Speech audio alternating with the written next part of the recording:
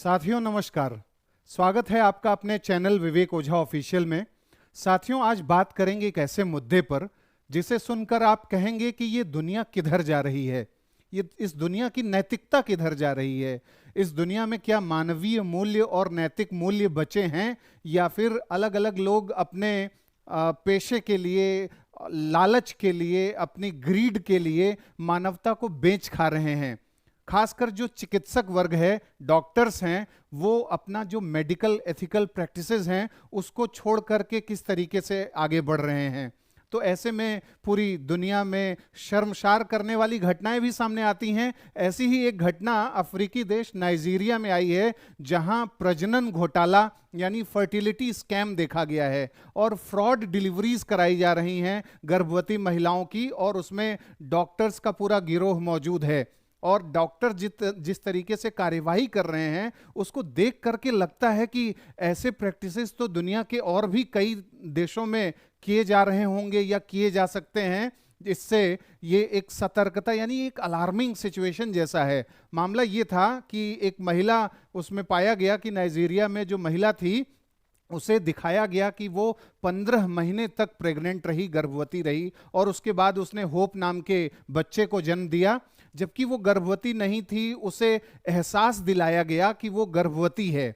और उसके बाद ऐसे ऐसे प्रैक्टिसेस किए गए, जैसे जो डॉक्टरों का वहाँ पर गिरोह है वो काम ऐसे करता है कि महिलाओं को बेहोश करके उनके शरीर पर सिजेरियन जैसा चीरा लगाया जाता है और उन्हें नींद की गोली देकर भ्रम में डाल करके ऐसा एहसास कराया जाता है कि वास्तव में जैसे वो बच्चे को जन्म दे रही हैं, लेकिन वो बच्चे को उस समय जन्म नहीं दे रही होती।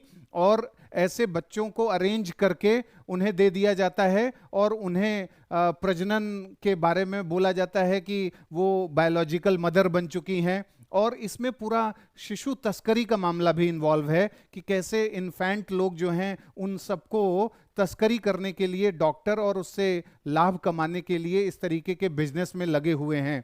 तो ये एक बहुत ही अमानवीय स्थिति है। भारत जैसे देश में भी क्या पता इस तरीके की चीजें हो सकती हों।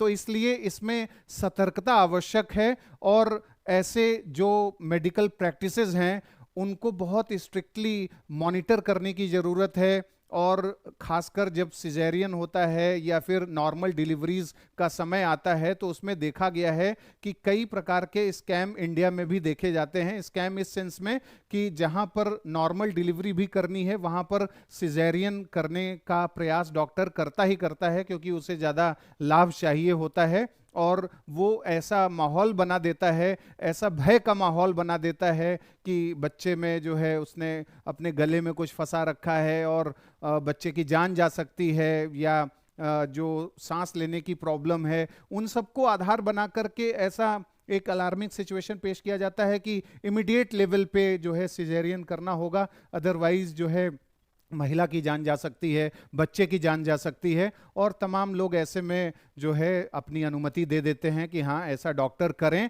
और डॉक्टर अपने लाभ के लिए, ग्रीड के लिए इस तरीके का काम करते हैं। हमारे देश में माँ बनने का जो एक एहसास है उसे शब्दों में बयान नहीं किया जा सकता। ये वरदान जैसा है, लेकिन इसको अभिशाप बनाने की कोशिश करने वाले हैवान भी मौजूद हैं। वो नाइजीरिया में भी मौजूद हैं, पाकिस्तान में भी मौजूद हैं, भारत में भी मौजूद हैं, दुनिया के तमाम हिस्सों में मौजूद हैं। तो मदरहुड को किसी भी तरीके की जो प्रॉब्लम है, जो जिस तरीके का थ्रेट है, वो सब सामने ना आए।